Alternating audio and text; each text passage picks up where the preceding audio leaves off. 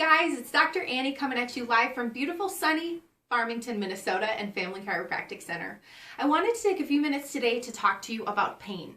Pain is the reason that most people come into a chiropractic clinic for the first time, and rightfully so. It's something we can definitely help you with.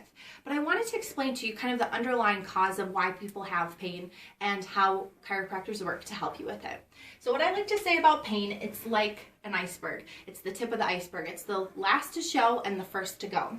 And this is something that I draw for many of my patients to kind of explain the underlying cause of pain. So we have, if this is kind of the water line up here, this is pain. But what we do as chiropractors is we don't treat the symptom. We want to treat the base of the cause and let everything else adjust from there. Now, pain is about 10% of all of the nerves. That's about how many nerves of your body signal pain. There's other nerves that think, move, feel, sense, vibration, things like that in your fingertips, and then also proprioception, so it's your awareness of your body in space. But only about 10% signal pain. So people think no pain equals health and pain equals sick, and that isn't always the case. So what we look at chiropractors is you have the base of your body, which is your bones and joints. That's kind of what everything else is built off of or hinges upon.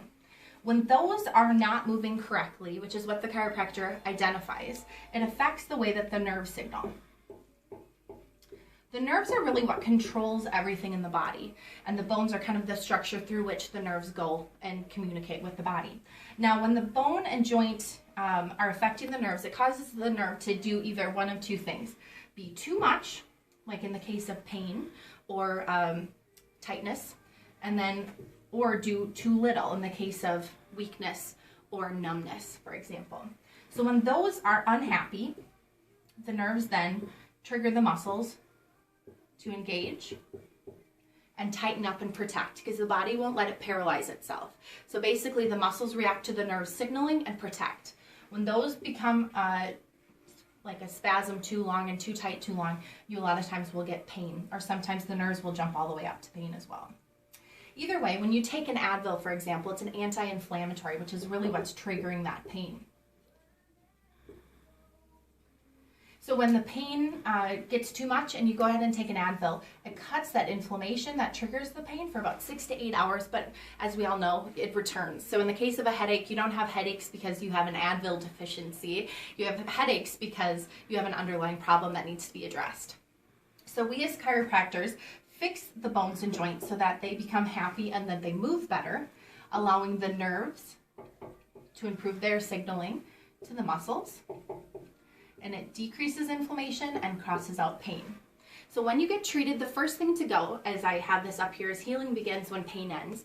When you're treated, the first thing to go away is the pain, and that's what we expect. But if we treat you and we stop just because the pain stops, you're not far back up again to the tip of the iceberg. As you can tell, I like arrows in my drawings, okay? But anyway, that's kind of how chiropractors treat pain, essentially at its core, is by treating the underlying cause, which is bones, joints, and nerves as well. So hopefully that taught you some more information about pain. If you need help with that, it's something I can definitely help you with. It's within my area of expertise, and I look forward to helping you very soon in the future. Have a great day, guys. Bye.